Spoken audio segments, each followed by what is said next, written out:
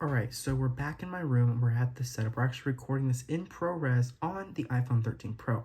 Now it's plugged in, and again, like I said, I have the 512 gigabyte variant, so that does allow me a lot more time to record in ProRes. That gives me around an hour to record if it frees up all the resources. But yeah, ProRes is a gigabyte every 10 seconds, so it does really chew through the storage fast. I'm just checking to make sure my framing is good because I do not want to have to record because I'm already at 3 gigabytes. It's really insane, and I just want to talk a little bit about the actual editing of it. And so to get started, we're just going to go ahead and transfer the footage over to my computer, which I believe I have right here. Actually, I'm going to do it on my iPad just to get this because this is right here. Now, why am I recording this entire thing in ProRes? Well, a couple reasons. One, because I can, and two, I wanted to see why am I so dizzy? Holy cow, how well the actual footage looked. So actually right here, we have the footage.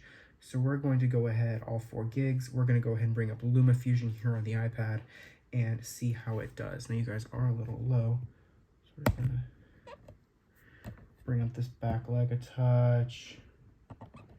There we go. Okay, so we're going to open up a new project here in LumaFusion, and yeah, okay, I want to create a new project. New project. Okay, and again, I am just checking to make sure it looks good over here. ProRes test. Good. Now, we're going to go ahead and add some media. And to do that, we'll just go ahead and hit the add button, and we'll add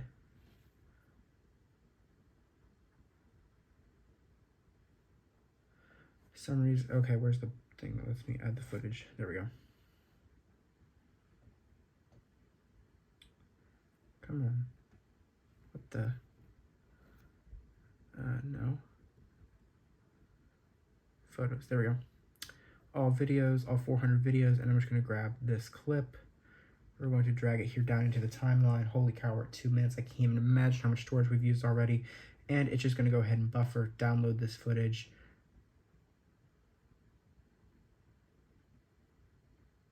All right, so it's in the cloud, so it's going to need to take a little bit to download this footage, and we'll wait. We have all the time we need. I'm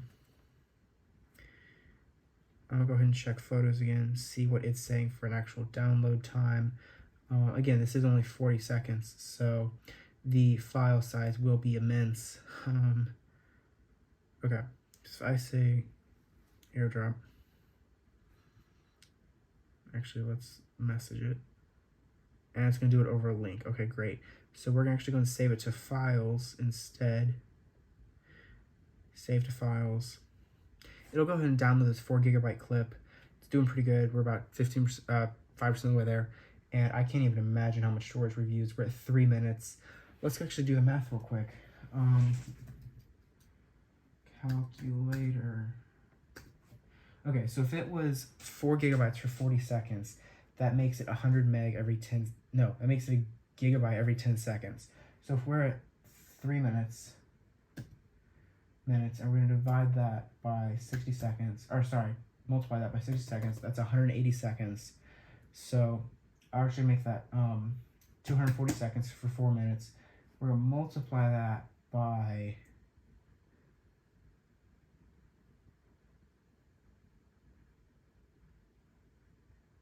that math doesn't make sense. I don't know.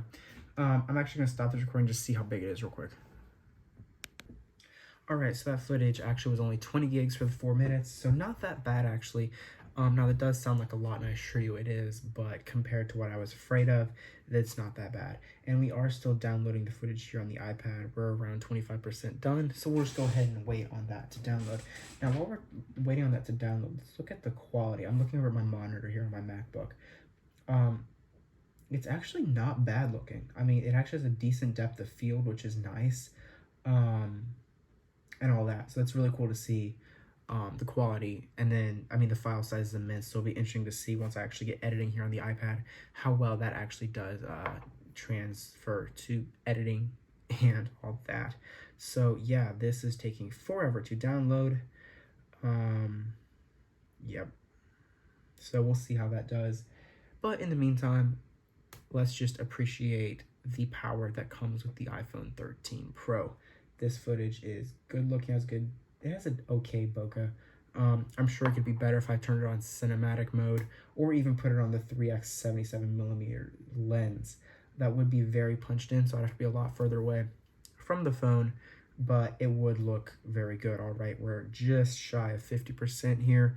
So I'm going to pause this recording so I don't have to chew up 40 gigs of storage for 4 minutes of footage. And yeah, oh wait, we're here. Okay. Let's delete the footage from the timeline here. All right. And let's add that in.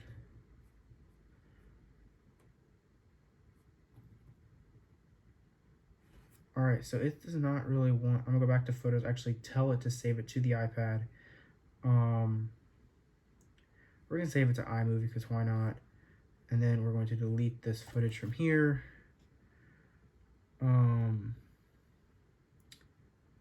Okay, now we're going to go to linked folders, add link to folder, and we're going to, we want to add this to iMovie. Yes, done.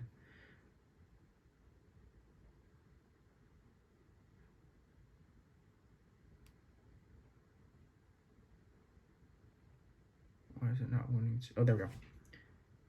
Okay, so we're in and we have good footage now. Don't know what it's doing because it's not. Oh, come on, the footage is downloaded.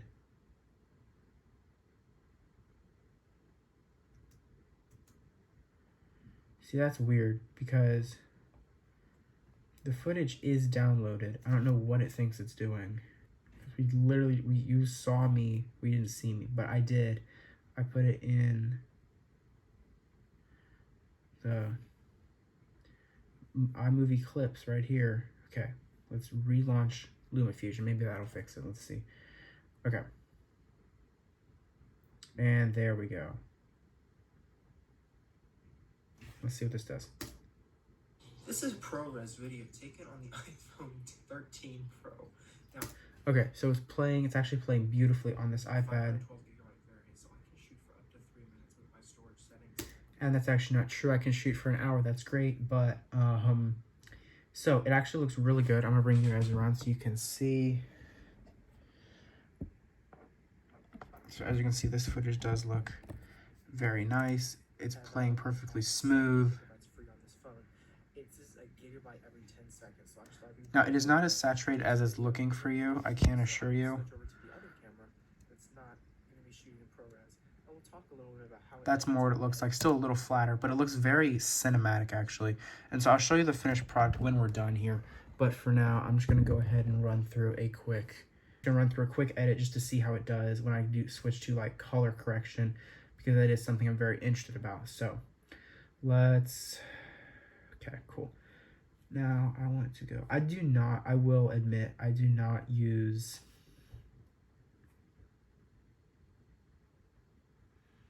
if I want to just like do the actual color correction myself. I haven't used actually, I want to just be able to, that's not what I want, not what I want. I will go and tell it to stabilize it just to see what it does. I'm sure it'll do pretty well, but it'll be interesting to see how well it does stabilize. We're at 10%. It is crazy to me looking at this footage on this iPad that this was shot with an iPhone. I would love to do a lot more testing with this outside. I mean, I'm pushing 20 gigs on this next video clip, which is insane. I would love to be able to shoot outside with this camera for videos and have someone like record me, because this looks disturbingly good, shall we say, especially once I'll finish like the actual editing. It's crazy to me that this is where phones look like. Like this, honestly, sharpness wise is better than my DSLR. And while I do have a very old camera from 2016, it is just insane to me how good we've gotten with smartphone cameras. Like this is a $1,100, this is a $1,200 smartphone, And like the fact that we can get footage that looks this good, you'll see what I mean. I know I keep teasing it, but it's insane how good this footage actually does look. Holy crap. Oh wow, this is actually really nice. Okay, so a little,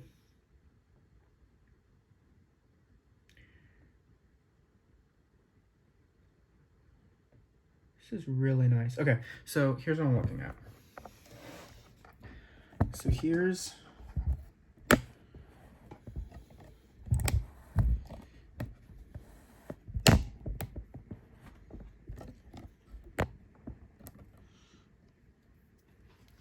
the iPad, right? And you're not seeing it perfectly color accurate, but like it's pretty good. Like I'm not asking a ton of it here, but it does seem to be doing very well. As you can see, here's my monitor over here. Like this, like that's acting like it's log footage, which is really cool to see. A little more contrast, a little more shadows there.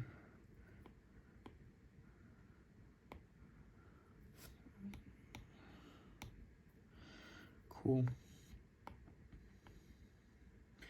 It's actually really cool to see how well this is doing. So you can see I just changed it a little bit, but we are going to turn the saturation down just a touch. And turn the I'll leave that there actually, turn the contrast down here. And we're gonna turn the highlights down to there. Nice. Cool. So that it actually did edit very well. I mean, I don't need to do a lot because this is actually like beautiful footage. If you look, like that is like cinema, like this right here, cinema quality looking. I mean, for an iPhone. We'll talk a little bit about how it edits differently than the normal video and what you can do. Like, look how sharp and like how good the background blur is. Like, that's impressive. So let's go and pause that. That's cool. So now we can go ahead and go back, and now we can go ahead and tell it to export to photos in 4K 30 ultra. Good. And export. And so that'll go ahead and write that. It'll take a little bit because it is doing that in super high quality. But that is just a quick look at editing. Now, I didn't go into very much detail with this because this was just more to see how well it actually does edit. And you're crooked now. But that was just a quick look to see how well it does. And I'm actually going to show you the clip at the end of this video. I can't even imagine how much storage I've used. But yeah, so thanks for watching this video. If you liked it, be sure to hit the like button and subscribe while you're at it. Comment down below what you want to see in an upcoming video. I will be posting more videos soon, probably stuff about the iPhone. And yeah, once this is done, I'm actually going to go ahead and stop this video recording now. Check the file size and I'll let you guys know because I'm sure it's going to be painfully large. And yeah, I'll catch you guys in the next video. So subscribe, follow me on all my social media. Links are below and I'll catch you in the next one. Take it easy, fam. Peace. You will see this footage, don't worry. Alright, so the video you just watched that I just recorded, that last section before I cut originally was a 70 gigabyte file. So that just shows you, that was, I believe, 15 minutes, 70 gig. That just kind of shows you how insanely huge the files are for ProRes. This is not ProRes, this is cinematic mode, as you can tell. Doesn't look perfect, but it is actually pretty good. I'll probably lower the f-stop, or raise the f-stop a little bit, probably around a 3 or 4. This is a 2, because this is very special. But yeah, so take it easy, fam. Peace. Also, that new footage is being inserted now. This is a ProRes video taken on the iPhone 13 Pro. Now, I have the 512 gigabyte variant, so I can shoot for up to 3 minutes with my storage settings, as I only have 70 gigabytes free on this phone. It's just a gigabyte every 10 seconds, so I just thought it'd be really cool to shoot this video and then look at editing. So I'm going to switch over to the other camera that's not going to be shooting in ProRes, and we'll talk a little bit about how it edits differently than the normal video, and what you can do and how much more creative ability this gives you. So I'm going to be switching to a different camera, and we'll talk about that after I've had a chance to edit this and look at the footage and see how it does. Also, this file size is probably around 4 gigs right now already. So that being said, switching over to non-ProRes. Peace.